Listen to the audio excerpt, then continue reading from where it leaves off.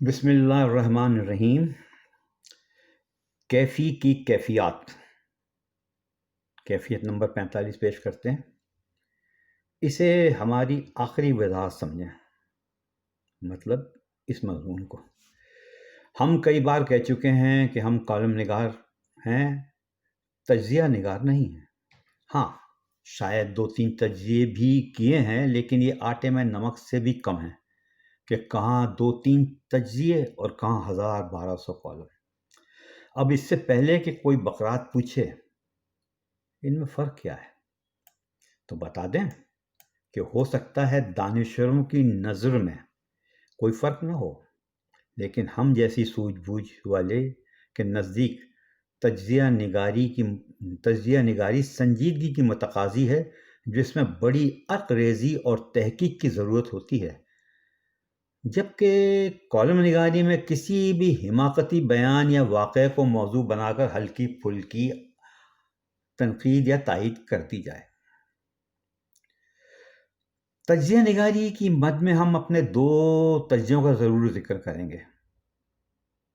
نومبر 2000 کا واقعہ ہے جب ہر تجزیہ نگار کہہ رہا تھا کہ عمران کلین سویپ کرے گا۔ ہم نے ناوے وقت کے لیے لکھا تھا کہ یہ 30 اور 35 کے درمیان سیٹیں لے گا، اور پھر ایسا ہی ہوا، اسے شاید 33 سیٹیں ملی تھیں۔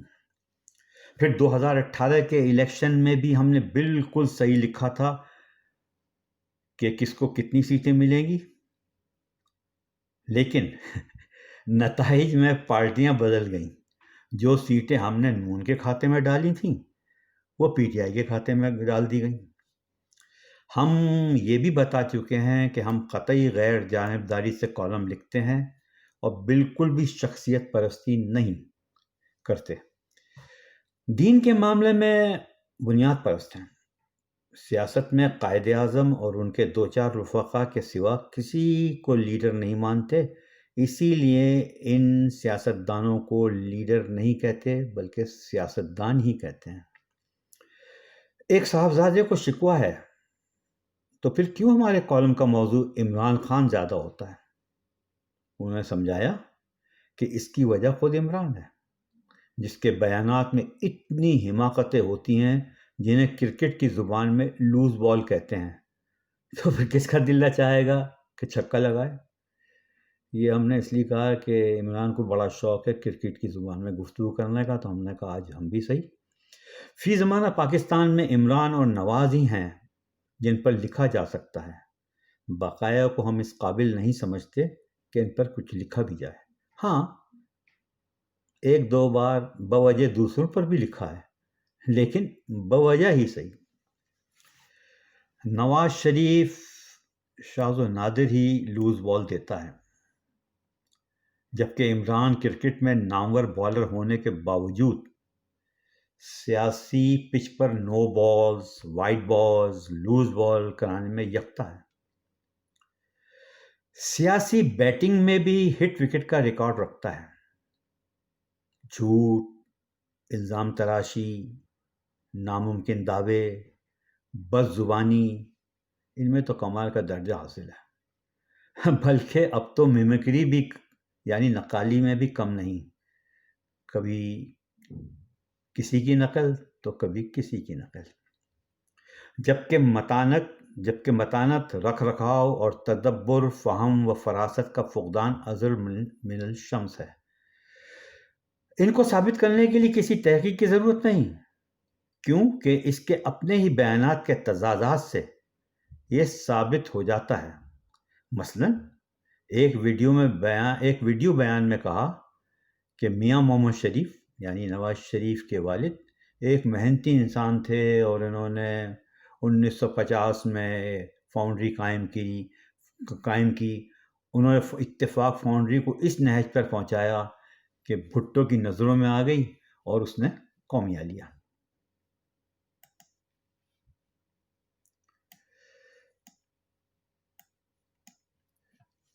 قومی آنے کے بعد ضیاء نے بری حالت میں واپس دلوائی، کیونکہ قومی آنے کے بعد تو اس کا برا حال ہو چکا تھا۔ خیر، دوبارہ اسی بلندی پر لے گئے اور یہ باتیں خود عمران کہہ رہا ہے اپنی زبان میں۔ نواز شریف کی قابلیت کی بھی تعریفیں کیں کہ انہوں نے کس طرح سے پاکستان میں جمہوریت قائم کی اور فوجیوں سے لڑا، اور اس طرح کی بہت سی باتیں ہیں۔ اسی نے بتایا کہ 50 کروڑ روپے شوکت خانم کے لیے بھی دیے، زمین بھی دلوائی اور ہسپتال کے سامان کو ٹیکس فری بھی کیا۔ دوسرے بیان میں کہتا ہے کہ میں ان لوگوں کو جانتا ہوں، ان کے پاس تھا ہی کیا، انہوں نے تو کرپشن سے پیسہ بنایا۔ اب اس کے کس بیان پہ یقین کیا جائے؟ دونوں ویڈیوز ہمارے پاس موجود ہیں۔ یہ تو ایک مثال ہے، ایسی 20 ویڈیو کلپس موجود ہیں، لیکن اس کے چاہنے والے سب کچھ سن اور دیکھ کر بھی نہیں مانتے۔ اس کے احمقانہ بیانات کی ابتدا ایک گیند سے 2 وکٹ سے ہوتے ہوئے IMF سے قرضہ لیا تو خودکشی کر لوں گا تک ہی نہیں پہنچی، بلکہ یہاں تک کہا کہ متحدہ سے اتحاد کیا تو مجھ سے بڑا منافق کوئی نہیں۔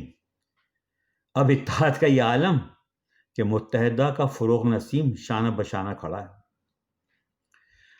پنجاب کا سب سے بڑا ڈاکو بقول عمران کے پرویز الہی اب اسپیکر پنجاب ہے۔ جسے چپراسینہ بنانے کا عزم تھا وہ وزیر ریلوے ہے۔ اب اسے اعلیٰ ظرفی کہیں یا کم ظرفی، جس نے ٹی وی پر اس کی رسوائی کا سامان کیا اب وہ اس کے جانثار ہیں، جن میں فواد چودھری، بابر اعوان، فیض چوہان اور فردوس اعوان سر فہرست ہیں۔ انہوں نے جتنی بکواس عمران کے خلاف کی اتنی تو شاید کبھی نواز شریف نے بھی نہیں کی تھی، اور یہ بھی ریکارڈ پہ موجود ہے، اور یہی سبب حکومت میں ہے۔ ہاں، فردوس اعوان کو نکال دیا گیا ہے، لیکن یہ پتہ نہیں کہ ابھی بھی ہیں یا نہیں ہیں۔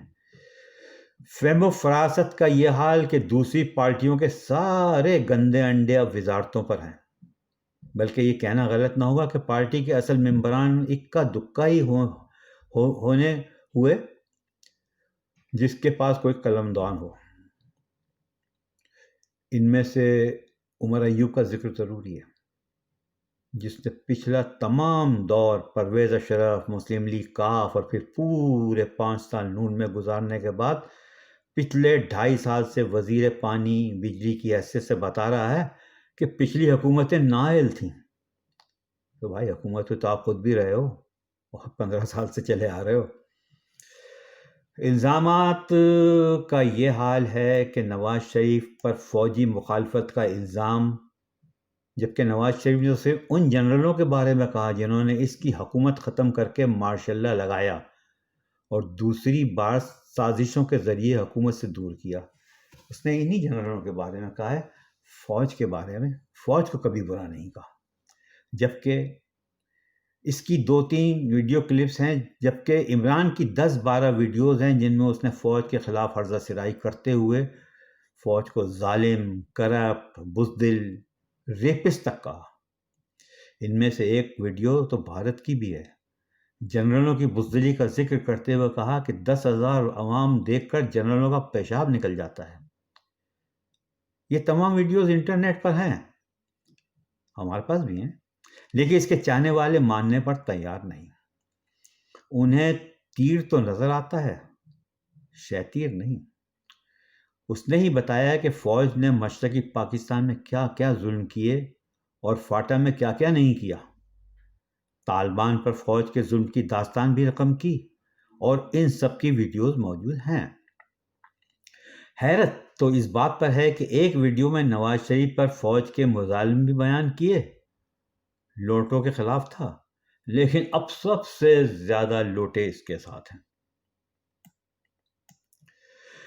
پچھلی حکومتوں پر الزام لگاتا تھا کہ بڑی کابینہ رکھتے تھے، اب سب سے بڑی کابینہ اس کی اپنی ہے۔ پروٹوکول کے سخت خلاف تھا، اب سب سے زیادہ پروٹوکول اس کے ساتھ ہے۔ ایڈمنسٹریشن میں مداخلت کا حامی تھا، لیکن اب پولیس میں حکومت کی مداخلت عام ہے۔ جس طرح آئے دن IG اور دوسرے افسران کے تبادلے ہوتے ہیں، ایسے تو شاید سالوں میں نہیں ہوتے۔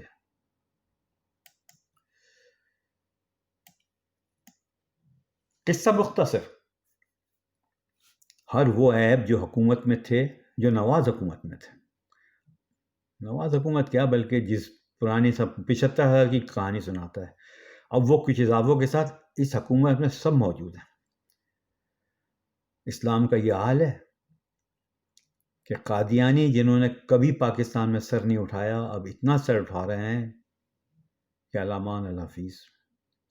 قادیانیوں کو جس طرح نوازا جا رہا ہے، یہ بھی ایک طرفہ تماشا ہے۔ پھر بدعتی بھی ہے، قبر پرستی کو بھی نہیں چھوڑا، اس کی بھی ویڈیوز موجود ہیں۔ نواز دور میں اعتراض تھا دوہری شہریت پر، اب دوہری شہریت والوں کی بھرمار اس کے ساتھ ہے، اور اب دوہری شہریت کے فیور میں بات کرتا ہے۔ ایک قادیانی عاطف پر اعتراض ہوا تو کچھ دنوں بعد دوسری قادیانی تانیہ کو لے آیا، وہ چند ماہ میں ہی لوٹ لاٹ کر لوٹ گئی۔ لوز بالوں میں ان کا ذکر ہم نے کیا، لوز بالوں میں 12 موسم، یہ بہت سے کہتے ہیں کہ سلپ آف ٹنگ، لیکن سلپ آف ٹنگ نہیں تھا۔ اگر آپ ویڈیو دیکھیں گے تو خود محسوس ہو جائے گا کہ سلپ آف ٹنگ نہیں ہے۔ تو 12 موسم، پاکستان میں 12 موسم، جرمنی اور جاپان کی مشترکہ سرحد یعنی ایشیا اور یورپ کو ملا دیا۔ عیسیٰ علیہ السلام کا تاریخ میں کم ذکر ہونا سر فہرست ہے، بقول اس کے حضرت عیسیٰ کا تاریخ میں ذکر ہی نہیں ہے۔ پھر کئی ویڈیوز ایسی ہیں جس میں اس نے اتنا شور مچایا کہ 200 ارب باہر پڑے ہیں، ان کو لاؤں گا، 200 ارب باہر پڑے ہیں، اس کا الزام لگاتا رہا، لیکن یہ اس کی میں سے ہوا یوں نکل گئی کہ اسد عمر جو اس کا اپنا وزیر ہے، اس نے تردید کر دی، اور یہ اس کا یہ کہنا ہے کہ یہ تو شہزاد اکبر نے غلط اطلاع دی تھی جسے عمران نے آن ایئر کر دیا۔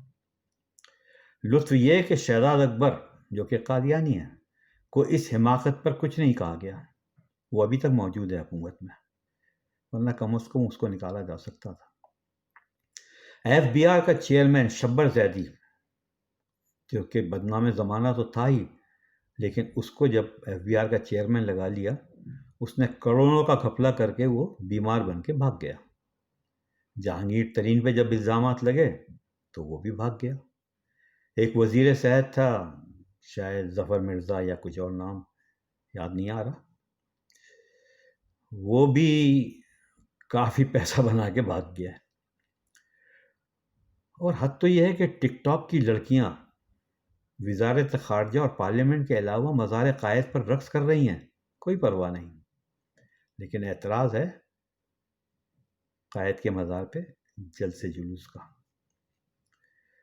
جبکہ خانہ کعبہ میں عمران خان کے طواف کے دوران پی ٹی آئی والوں نے جس طرح گو نواز گو اور پی ٹی آئی کے جھنڈے لہرائے تھے، اس سے کوئی مسئلہ نہیں پیدا ہوا۔ خاور مانیکا،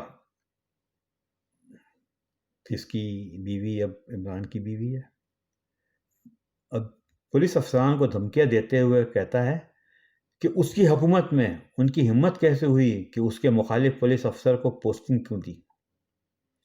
یہ حکومت سابقہ بیوی کے شوہر کی حکومت کیسے ہو گئی؟ یہ ایک معمہ ہے، سمجھنے کا نہ سمجھانے کا۔